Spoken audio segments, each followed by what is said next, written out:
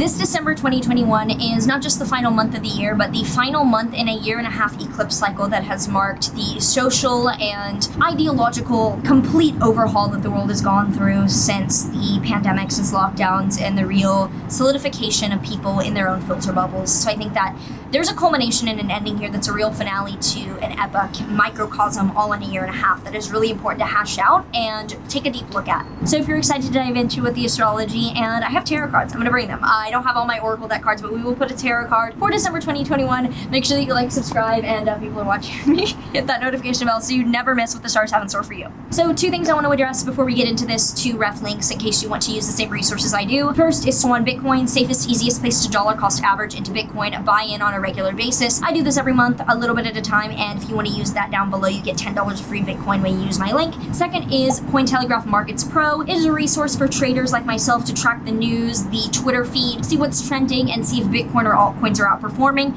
So if you want an edge based on a conglomerate of Twitter, API news information to see what's trending and maybe front run some news, do check out Cointelegraph Markets Pro. I have a ref link down below. Neither are sponsored, but feel like I would use the 2 biggest resources that I tend to use in crypto. If we have not met yet, I am Maren. I am an astrologer. I tend to use Hellenistic astrology techniques, more traditional techniques, whole sign houses, the tropical zodiac, yada yada, in case you're confused about what system I'm using. And in this video, we're going to run through the general December 2021 collective astrology. If you've not already seen your December 2021 forecast for your rising sign, I do make them for every rising sign every month. That should be coming out around this time as well. And yeah, let's get right into it. By the way, the eclipse cycle that is ending this month means that a new one will be starting early next year. I'm not sure if it'll come out before or after this video, but I will be doing an entire video dedicated to the 1.5-year eclipse cycle coming up in the Taurus Scorpio axis, so keep your eyes peeled for that video. So we start out on the 4th of the month with a solar eclipse in Sagittarius, and this is the real,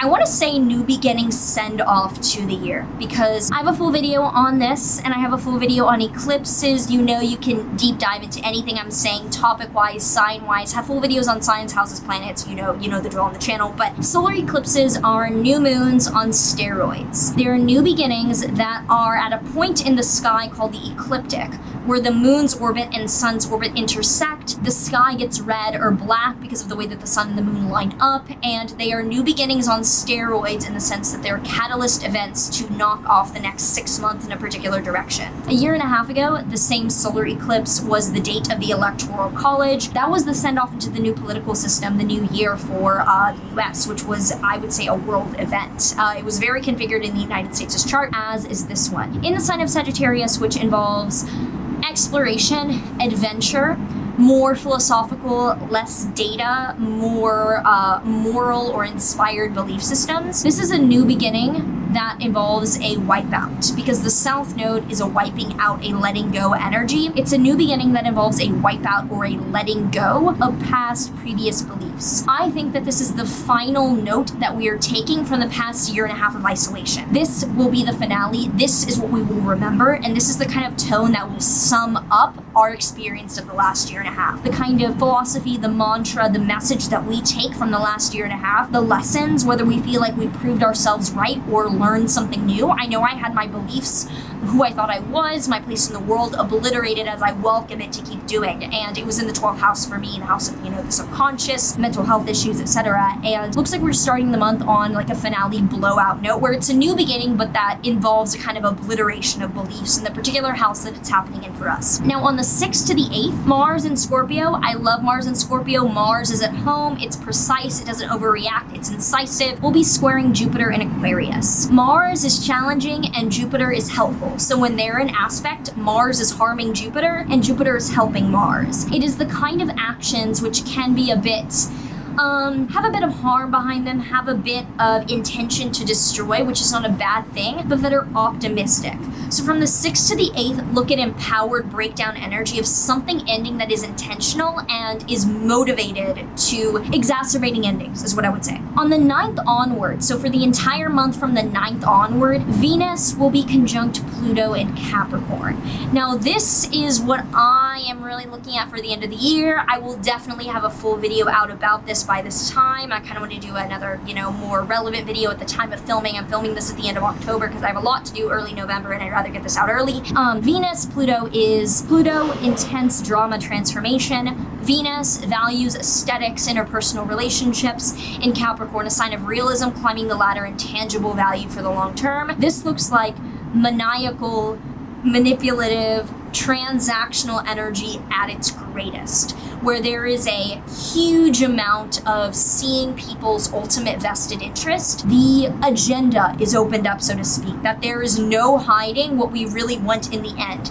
And I'm a super open person about always having a game plan, always having an end game, always having I'm a Capricorn rising. I don't get into things without being like, this is what I want to get out of it. Let's do it together. This looks like the kind of thing that's going to be going on at the end of the year. People's agendas become more extreme and cannot be hidden. Now, from the 11th to the 12th, the sun will be in Sagittarius, squaring Neptune and Pisces. This is confusing egoic energy where we're lying to ourselves and others are lying to us about how we're creating and how we're motivated to create in the world. This tying in with Venus, Pluto looks like a bit of a rose-colored glasses time about thinking that people have our best interest when most people don't. They don't have any interest at all in us. It's not that they have a best or worst interest in us. Most people are concerned with themselves and they will use you in order to exacerbate or increase that interest, which could be good, could be bad for you. 11th to 12th, watch out about not being clear about that. Now from the 14th onward, Mars enters Sagittarius, which is a much more lighthearted, less direct, more adventurous energy. So people tend to be more lighthearted with the way that they act, which, is a nice compliment to Venus and Capricorn, I suppose. I don't know, Mars, I'd rather have it in Scorpio, but to each their own, because it's at home in Scorpio. On the 16th onward, though, Saturn in Aquarius will exactly square Uranus again within a degree. Saturn is restriction, self-consciousness, fear, holding back. In Aquarius, it is very strong for identifying, judging, and keeping calm in social matters. Squaring Uranus and Taurus is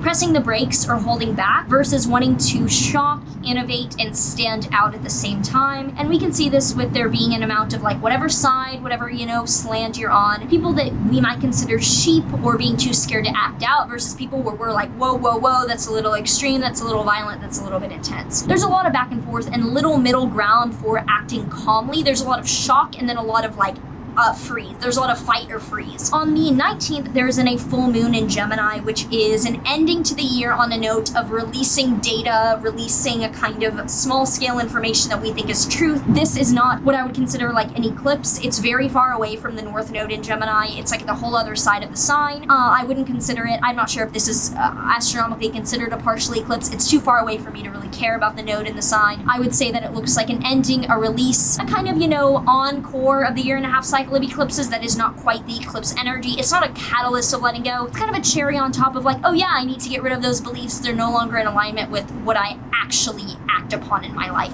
On the 20th, this is when Venus stations retrograde in Capricorn, conjunct Pluto. This is the big, what I would see as a market correction. It's after the full moon, which is usually not usually the full moon would be a local bottom in Bitcoin's chart, but end of year with Christmas and things like that usually is not the best time for the market, just given there's not as much volume or people really trading heavily from what I understand and what I can see. Venus retrograde conjunct Pluto looks like gnarly market correction. This alongside, as we'll get into, end of the month Jupiter entering Pisces, major caution for all sorts of material values end of the year. I think there could be food shortages. I think there could be literal just liquidity issues in the market, lack of ability to climb the ladder, lack of ability to get what we want. Watch out for that at the end of the year. It looks very manipulative, very intense. I will have a full video on Venus retrograde, Venus and Capricorn, all that end of the year, but it looks whoa, whoa, whoa, whoa, whoa, kind of manipulation, not getting needs met, etc. on a tangible earth level. On the 22nd, though, the sun does enter Capricorn. I like the sun in Capricorn as a Capricorn rising, a more serious, more down to business time. Holidays are ending, shit is getting down to business for the new year, New Year's resolutions, etc. Very Capricorn energy of climbing the ladder. Shit gets very, very real by the end of the year. Then on the 28th, Jupiter enters Pisces, and Jupiter already entered Pisces from May 15th into July 26th, I believe were the dates. Could be a day off there. I get them switched up 5 and 6. But we saw a preview of this earlier in the summer when things were reopening. The market was a bit down crypto-wise, which I think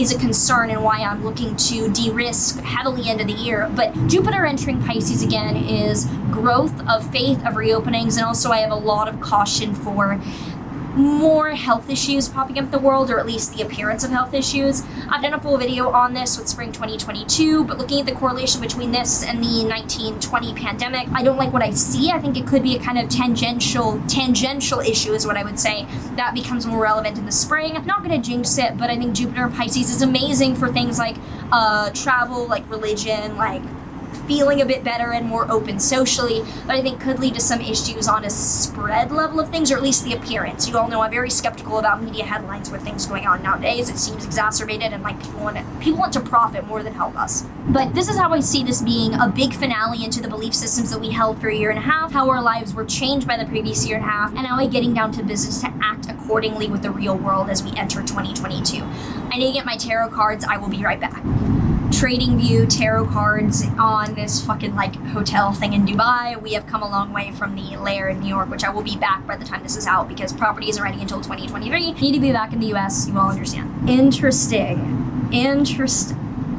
I have the short, and this is the devil card. The short is the devil, which is associated with the sign of Capricorn, which is worldly tangible matters. When you're shorting something, you're preparing for it to go down so you can buy back at a lower price. So that is what the world, that's what survival is about. It's preparing for the worst case scenario so you can bounce back ready for it when things pick back up again. And I think this is a short signal for the end of the month, and also a getting down to business time. So if you have any thoughts around this December 2021, do let me know. I'm eager to hear about how you're feeling about the month ahead, what your thoughts are, and any comments that you all have who are fellow astrologers, etc. So hope that this is helpful. I look forward to hearing from you, and see you in the next one.